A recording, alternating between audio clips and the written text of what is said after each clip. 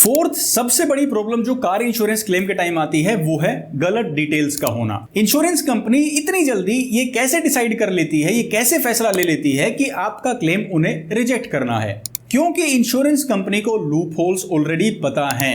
वो सर्वेयर पूरे दिन 5-6 सर्वे कर रहे हैं, इंश्योरेंस कंपनीज पूरे साल क्लेम डिसबर्स कर रही हैं, तो उन्हें पता है कि इस क्लेम में कमियां कहां हैं और वो डायरेक्टली उन कमियों को पॉइंट आउट करते हैं और आपका क्लेम रिजेक्ट हो जाता है। ऐसे ही सबसे बड़ी जो कमी है जो हमारी तरफ से होती है वो है पॉलिसी होल्डर के द्वारा गलत डिटेल्स दर्ज करवाना। जो क्लेम फॉर्म में हम डिटेल्स बताते हैं या अपनी स्टेटमेंट देते हैं क्लेम दर्ज करवाते टाइम, उसमें गलत डिटेल्स एंटर कर देते हैं। क्या क्या डिटेल्स गलत हो सकती हैं, इसके भी कुछ सवाल हैं जो एज ए क्लेमेंट हमसे पूछे जाते हैं।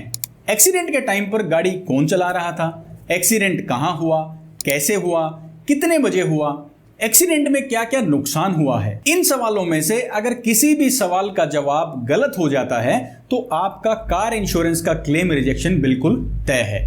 अब दिक्कत यहां पर क्या है, आपकी पॉलिसी भी ओरिजिनल है, आपका एक्सीडेंट भी जेन्युइन है, डैमेजेस भी जेन्युइन है, वो सामने दिख रहे हैं, डॉक्यूमेंट्स भी कंप्लीट हैं, लेकिन फिर भी क्लेम रिजेक्ट हो गया। कारण क्या? इन डिटेल्स को हमने सही से रिप्रेजेंट नहीं किया और इंश्योरेंस कंपनी रीजन देगी miss representation of facts and information, और इसकी वजह से क्लेम रिजेक्ट हो जाता है। अब कई लोग ये भी कहते हैं कि मैंने बस बता दिया, इंश्योरेंस कंपनी को क्या पता चलेगा कि एक्सीडेंट किस टाइम हुआ है, कहां हुआ है।